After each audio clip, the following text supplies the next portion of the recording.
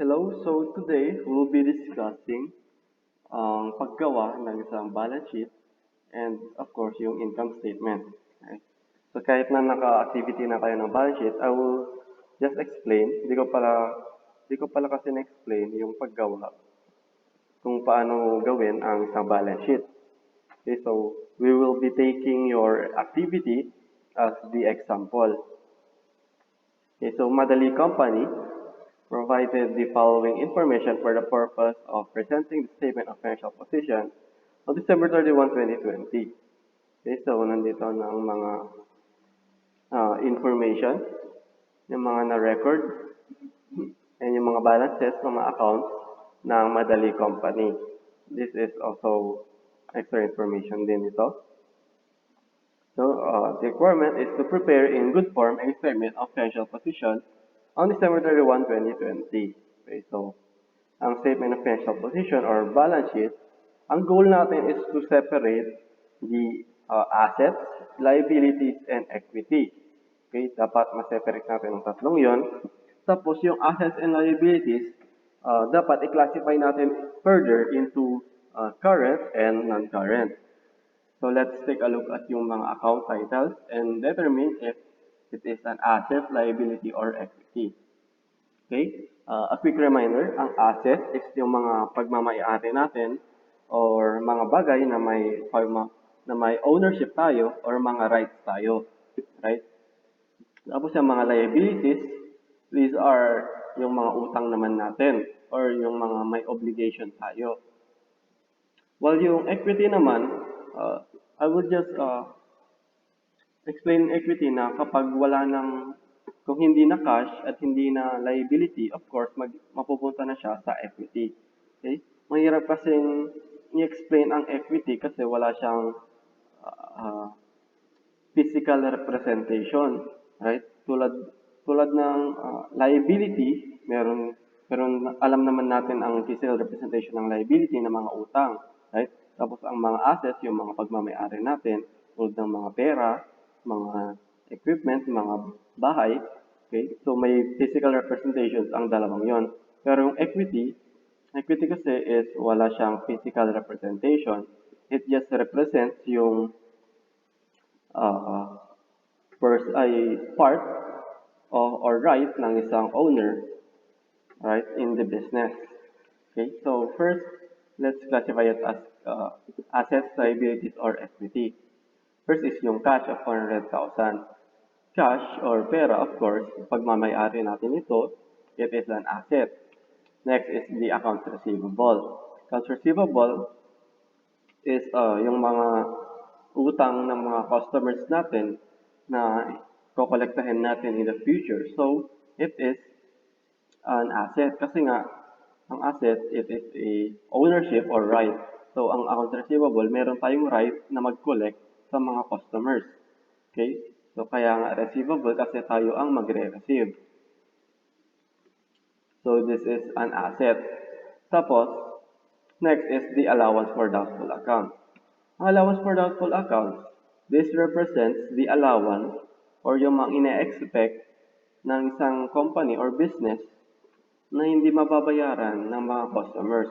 Right? So, based on previous information or previous operations ng entity, what is the amount na from the sales na hindi natin makokolect? Right? So, this is the estimate. Yung allowance for doubtful accounts. So, yung allowance for doubtful accounts, i-deduct natin ito sa accounts receivable.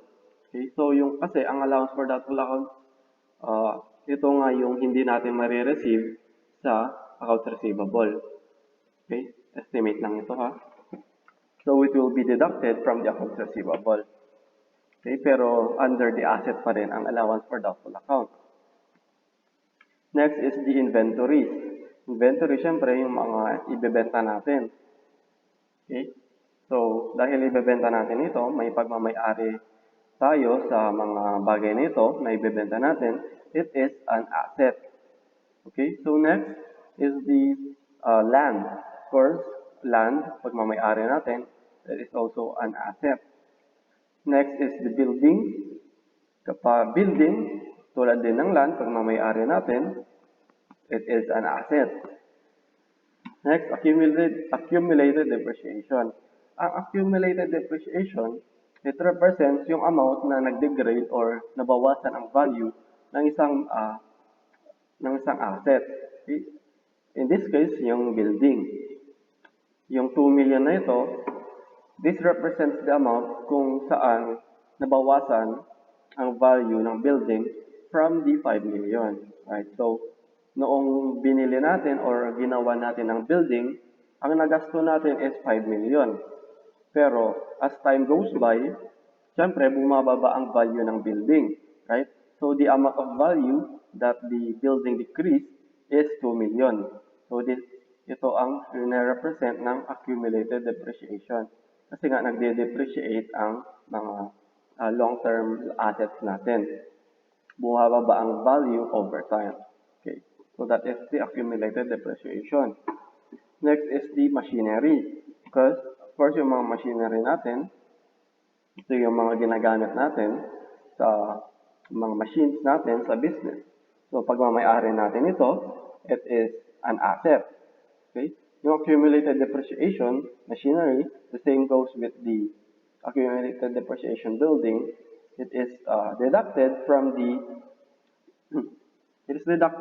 machinery. It represents the amount na bawasan ang value ng machinery. So, it is deducted from the machinery, hence, it is under the asset.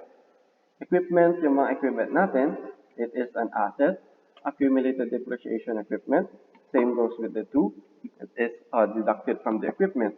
So, it is an asset. Next is the investment in associate.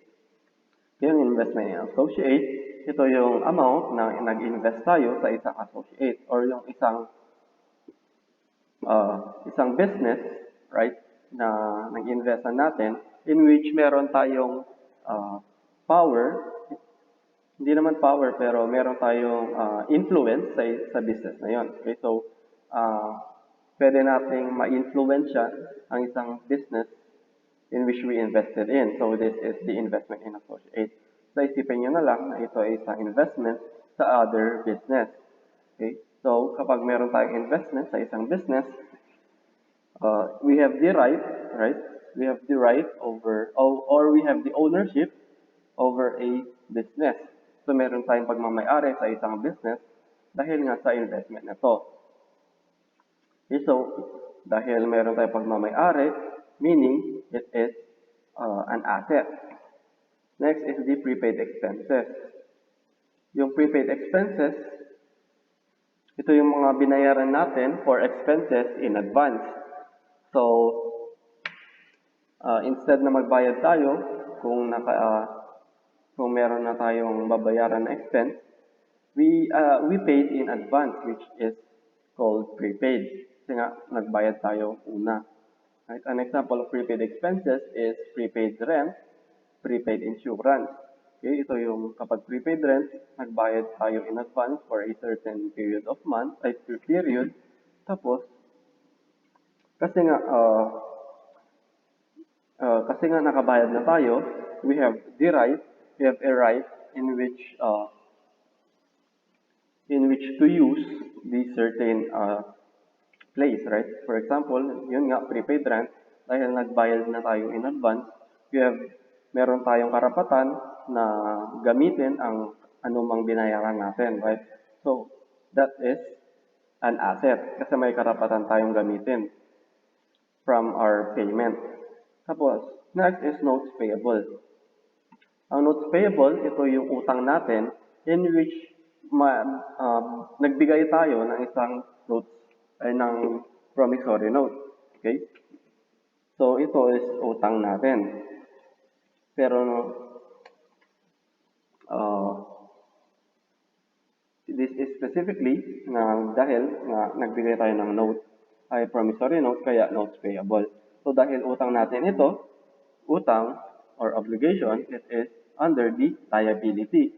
Okay? So, hindi na asset, liability, kasi nga utang ito. Next is the accounts payable. Okay? Ito naman yung mga utang natin for the creditors or suppliers of the business. Right? So, dahil utang din natin, 350,000, it is a liability. Ang nagkaiba lang ng notes payable and accounts payable, ang notes payable may promissory notes, ang accounts payable wala. Okay? So, these are both liability. Take note na kapag mayroon siyang payable, it is classified as a liability. Next is income tax payable. Ito yung mga babayaran natin for the tax ng business natin. So, it is considered a liability. Next is accrued expenses. Accrued expenses, ito yung mga expense natin na hindi pa natin nababayaran. So, kasi nga hindi pa natin nabayaran ang mga accrued ng mga expenses na to, kailangan nating bayaran in the future. Right? So, meaning meron tayong utang.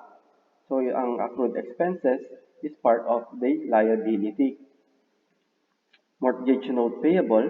Ang mortgage naman, ito yung utang natin, pero meron tayong pledge na isang bagay. For example, if ang building or land, mga ganon, basta meron tayong pledge in which kapag hindi tayo nakabayad, kukuhanin nila or ibebenta nila ang pledge nating bagay. Right? So, basta ang mortgage payable is a utang natin ito, so it is a liability. Next is estimated liability for damages. Okay, ito yung na-estimate natin or yung mga na-compute natin na liability dahil sa baka meron tayong illegal na ginawa or what, basta yung babayaran natin, that is a liability. Nakalagay na nga dito, liability. Tapos, next is retained earnings appropriated for plant expansion. Okay, so, ito is a portion of the retained earnings na isinet aside natin para sa pag-expand ng plant natin. Or yung, hindi yung plant na halaman, yung plant na parang power plant, yung mga ganun. Okay? So, dahil ang retained earnings, hindi ito asset, wala namang physical na bagay na sa atin. Hindi rin ito liabilities, hindi naman ito utang, right? So, it is considered as a equity. Okay? Equity. Next, retained earnings for contingencies. Halos pares lang din sila. Ang nagkaiban lang is paano sinet aside or the purpose. Ito para sa contingencies. So, retained earnings, part of the equity. Share capital. Ang share capital is yung binenta natin or binenta ng company sa mga stockholders in which yung mga bibili called the stockholders, meron silang pagmamay-ari sa business. Right? So kapag bumibili ka ng stocks, magiging stockholder ka. Tapos kapag stockholder ka, meron kang pagmamay-ari sa investment mo tulad ng investment in associate. Pero in this scenario, yung kapag share capital, tayo yung napag-investan. Hindi tayo ang nag-invest, kundi tayo ang napag-investan. Right? So, the share capital is equity. Yung share premium, ito yung excess sa amount na binili or binayad ng stockholders sa amount ng shares natin. For example, ang amount ng shares natin, na nakalagay sa shares, ang amount is like 50 pesos. Okay? Tapos nagbenta tayo ng 1,000 shares, right? So, 50,000 dapat ang halaga ng shares na yun. Pero ang pinagbentahan natin is 100,000. So, 100,000 ang na-receive natin, pero yung amount na shares na binenta natin is 50,000 lang. So, yung 50,000 na excess doon is the share premium. So, this represents the excess of the cash received versus the par value or yung amount ng stocks. So this is equity. Next is retained earnings appropriated. Parehas lang din ng retained earnings sa taas. This is an equity. Tapos, trademark. Trademark is ito yung parang logo or what na re-register natin. So we have the right to use that specific logo, right? So meron tayong karapatan na gamitin ang logo. Tulad ng Coca-Cola, yung logo ng Coca-Cola, siyempre ang pwede lang gumamit is Coca-Cola themselves, right? They have the right to use their own logo. Pero kung iba na ang gagamit, hindi na pwede. Kasi nga, nakaregister yung logo na yon sa Coca-Cola. So, yung trademark, dahil may karapatan tayo, this is an asset. This is part of a intangible asset. Yung intangible, hindi natin nakikita or nakahawakan. Intangible. Patent, parehas lang din ng trademark pero nagkaibahan. Trademark is for the logo, while yung patent is for the invention. Right? So, kung meron kang invention, tapos i-register mo, nag-register ka ng patent para sa invention na yon. So, you have the right over that specific invention. Okay? So, nasa iyo lang yon. So, parehas lang din sila ng intangible asset. This is asset. So, and last is yung bank loan payable on June 30. So, loan meaning, umutang tayo sa bangko, right? So, dahil utang ito, this is a liability. Okay, so, this is the answer. Ito na yung balance sheet. Dito yung mga assets, liabilities, and shareholders' equity. Okay, tapos yung assets is nakakategorize kasi siya based on their nature or yung mga pinagtitipon natin, yung mga may kapareho, right? So, cash, first is yung cash. Take note na kapag nagre-record tayo ng balance sheet, paraging nauuna yung cash. Right? Kasi it is the most liquid. Yung liquid, it is kung gaano kadali ma-convert sa cash. Right? So, anong pinakamadali ma-convert sa cash? Siyempre, cash. Kasi nga, cash na agad. So, cash, always first ang cash, 100,000. Tapos, trade accounts receivable, 750,000. We indicate sa note 1 dahil nga meron tayong extra information. Okay, so if we take a look sa note 1, kalagay dito, pasensya na kayo, yung nakat. Basta yung note 1, yung accounts receivable natin, yung mga makokollect natin from the customers, 800,000. Tapos yung allowance for doubtful accounts, yung estimate natin na hindi natin makokollect, 50,000. So yung net realizable value or yung amount na na-estimate natin makokollect natin is 750,000. Right? So, this is presented as a single amount as trade accounts receivable, 750,000. Next is your inventories. Okay? This, ano pala ito? Yung mga current assets. Meaning, ito yung mga assets na ginagamit natin for the current, nagagamitin natin for the current period. Right? So, meaning, mawawala sa atin ang mga ito within 1 year. Okay? To make it more simpler. Within 1 year, mawawala sa atin ang mga ito. Right? Yung cash, siyempre, cash comes and goes. Hindi naman, kailangan naman natin gumasto. Kailangan din natin maka-earn ng pera. So, current asset siya. Kasi nga, na-spend natin within 1 day lang, di ba? Accounts receivable, ito yung mga kinokollect natin. Siyempre, kailangan naman magko-collect tayo is more than 1 year pa, di ba? So, siyempre, within 1 year, nakokollect na natin ang mga ito. So, nawawala ang accounts receivable. So, it is a current asset. Inventories, yung mga binibenta natin, siyempre, most of these are sold within 1 year. Right? So, current assets, nabibenta natin ito. Prepaid expense, ito yung mga expenses na binayaran natin in advance. Right? So, yung mga expenses naman nito, tulad ng prepaid rent, is nagagamit natin within 1 year or within the operating period.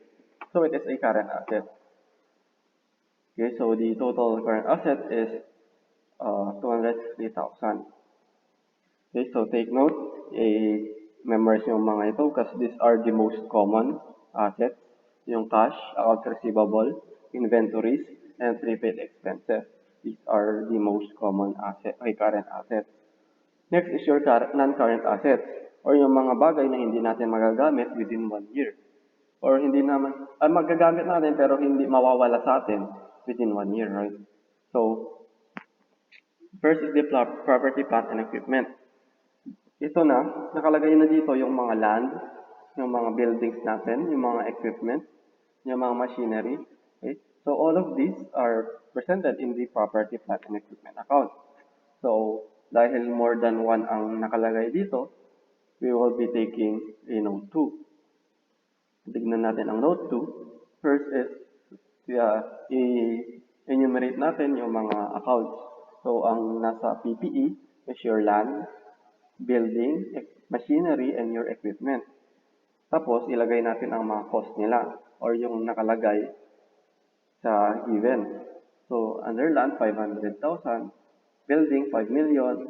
Machinery, 3 million. And equipment is 400,000. Next, we deduct the corresponding accumulated depreciation. Yung mga amounts na nag-represent nagre-represent ng amount na nag-degrade ang mga assets sa mga ito. Right? So, first, pag mapapansin natin, walang accumulated depreciation ang land. Kasi nga, hindi nag-degrade ang land. Di ba? Most of more commonly nga is land's value increases over time. Hindi naman lumiliit ang value ng land habang tumatagal, right? So there is no accumulated depreciation under land. Next is building, 2 million, machinery, 1,200,000, and equipment, 100,000. So, katapos nito is we just deduct yung cost with the corresponding accumulated depreciation. Right, so 500,000 land, less 0 accumulated depreciation. Book value nito, or yung value nito under our books is 500,000. Next naman is building, 5 million less 2 million, 3 million. Next, machinery, 3 million less 1,200,000, 1,800,000. Next is equipment, 400,000 less 100,000 is equal to 300,000. So, the total book value of the property, plant, and equipment is 5,600,000. So, ito ang i-record natin under sa non-current asset, sa PPE, is 5,600,000. Next is your investment in associate. Right, these are yung investments natin. Okay, so ang mga investment naman natin, right, is syempre nag-i-invest tayo para makakuha ng pera in the long run. Hindi naman tayo nag-i-invest para ibenta agad within 1 year, right? Pero commonly kapag investment it is a non-current asset. So, investment in associate is 1,300,000. Wala namang extra information or other investment, kaya ang investment in associate, solo lang siya. Please take note, there are investments which is short-term lang, okay? So, tawag doon is short-term investment. So, kapag short-term investment naman, meaning these are investments na nagmamature or nababayaran na within 1 year. So, kapag short-term investment, siyempre, ilalagay natin yun sa current asset. Short-term kasi right? Kapag long-term naman, siyempre sa non-current asset, hindi siya current. Next is the intangible assets. Diniscuss ko naman yung dalawa na intangible assets. So, tingnan natin ang note kung ano mga intangible assets. First is the trademark. Sinabi ko kanina kung ano to. Next is nakalagay kasi sa original problem is secret processes and formula. Binago ko lang into patent. Okay, so yung secret processes and formula, ito naman yung mga kasi, yung mga specific na ginagawa ng isang business, right? So, for example, yung secret formula ng Coke, secret processes ng mga Pepsi, mga ganon. Siyempre, uh, yung mga bagay na sila lang yung may alam, right? So, those are also considered intangible assets. So, pero sa atin is patent ito. So, patent, 200,000. So, 150 plus 200, the total intangible asset is 350,000. So, intangible assets, 350,000. So, the total non-current assets is 7,250,000. Okay, so plus the current assets of 2,250,000. The total assets na na-complete natin is 9,500,000. Right? Next is the liabilities, specifically yung current. Kaya tulad din ng current assets na dapat is nawawala sa atin or nababayaran natin ito within 1 year or within the reporting period. Right? So, first is the trade and other payables. Ito yung mga na i-incur nating mga utang within the normal course of the business, right? So, ito yung mga utang from the purchases of our inventories. Ito yung mga utang from our creditors, yung mga ganun. Okay, so dahil nga more than one, we will put a note number 4 na ngayon. Let's take a look, trade and other payables. Okay, so remember, these are trade and other payables. This is yung mga utang natin na nai-incur within the normal operations ng business. Okay, so hindi tayo makakapag-operate kung hindi tayo makaka-incur ng mga utang na ito. First is the notes payable. Tulad lang din ng accounts payable pero promissory note. Next is the accounts payable. Mga utang natin sa mga creditors and suppliers. Ito yung mga accounts payable. Next is the income tax payable. Utang natin for the tax. Next is the accrued expenses. Ito yung mga expenses natin na hindi pa natin nababayaran. And next is estimated liability for damages. Yung mga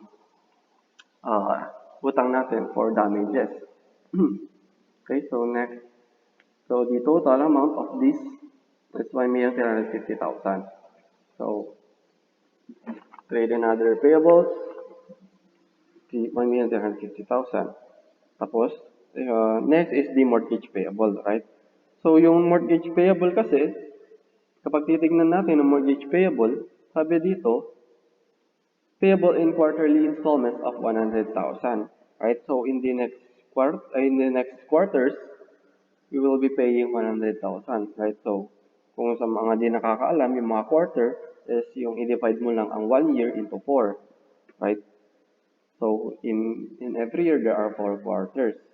So, in every year, we will be paying 4 times for the mortgage note payable. Okay, so for the next year, we will be paying 400,000 kasi nga 100,000 times 4 kasi nga for every quarter. So, dahil for 400,000 ang babayaran natin for next year, so that is within 1 year, so meaning that is part of the current liabilities, yung 400,000 na babayaran natin ngayon. So that is the current portion of the mortgage payable, 100,000. Tapos yung balance ng mortgage payable is babayaran natin more than 1 year from now, right? So, 1,600,000, that is the balance of the mortgage payable which is non-current, right? Hindi natin babayaran within 1 year. So, 1,600 for the non-current. Yung bank loan payable naman, kapag tinitignan nyo ito, it is due on June 30, 2016. Ang date natin is December 31, 2014. Right? So, 2016 pa ito babayaran. That is more than 1 year from 2014. Right? So, it is non-current, 500,000. So the total liabilities is 1,750 plus 2,100,000. So that is 3,850,000 ang current liabilities natin. Next is the shareholders' equity. First is the share capital, yung mga binenta nating stocks. So the total amount of the binenta nating stocks is 3 million. Okay? Tapos next is yung mga reserves. So yung mga hindi kasali sa share capital, hindi rin kasali sa retained earnings. So this is, yung mga reserves natin is yung share premium or yung additional paid-in capital. Parehas lang din sila. Yung share premium is additional paid-in capital. Meaning kasi, additional ito na na-receive natin for the capital, right? Kasi nga ang amount lang ng capital natin is 3 million, pero ang binenta natin binenta natin for more than 3 million. So, yung excess na yun is 300,000. So, ito yung share premium. Next is yung retained earnings na na-appropriate, which is 1 million and mga 100,000. Ito yung mga na-set aside sa portion ng retained earnings. So, we will be classifying it in the reserves. So, the total is 1,400,000. Next is the retained earnings na hindi na set aside, which is 1,250. This is in its separate account. So the total liabilities and shareholders equity is 9,500,000, which is the same with the total assets. So dapat parehas palagi ang total assets and total liabilities plus shareholders equity. Okay? So this balance sheet pa lang, medyo natagalan na tayo. So I will be discussing yung income statement next meeting. Okay, so that will be all. Bye class.